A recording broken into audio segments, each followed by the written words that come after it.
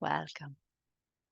I'm Joan Buckley, creator Celestial Club, and I'm delighted to be with you today. The 2nd of February is a 2-2 gateway as we open up into magnificent February energies. Pluto's already in Aquarius. The new moon is in Aquarius next week. We have Mercury, Mars, and Venus moving into Aquarius by the end of the month.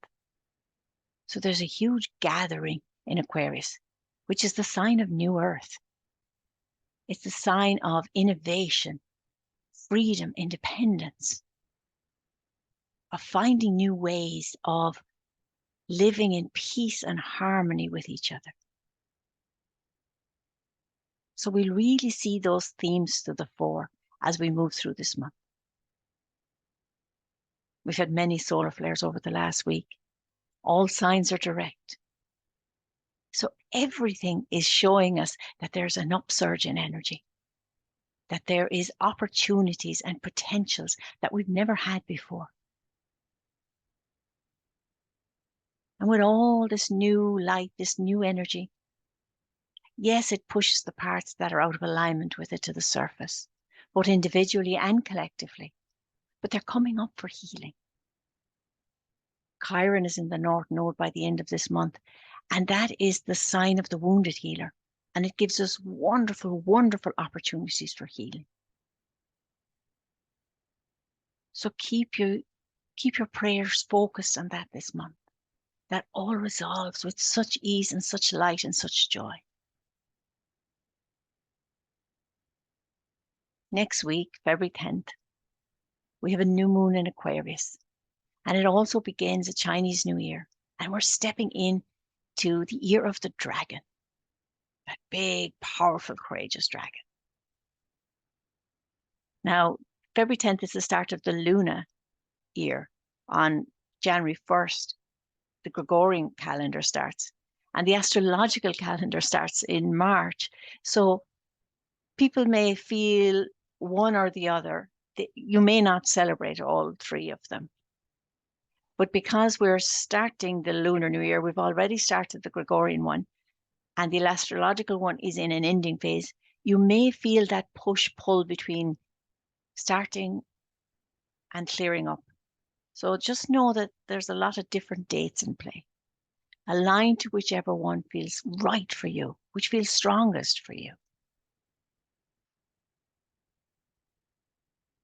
We have another powerful full moon later in the month. And of course, it's a leap year. What a wonderful blessing that is as we leap forward into the new. Take time that day and see where you can take a leap in your life. What new step can you take in that special day, as it occurs only once every 4 years? Something to be mindful of in the energies at the moment is there's almost a bracing effect. As the energies ramp up, we know change is ahead. We know so much change is going to occur this year. But when we look back at the last few years and they were so difficult, we start bracing ourselves for what might come. So just notice where you're holding that tightness in your body. Because even if similar situations occur that have in the past, we're starting with a new baseline energy. So even if something similar occurs, the outcome is going to be different.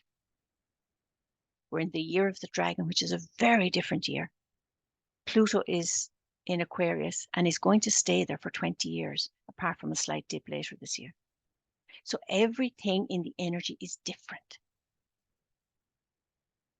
So be mindful of that bracing.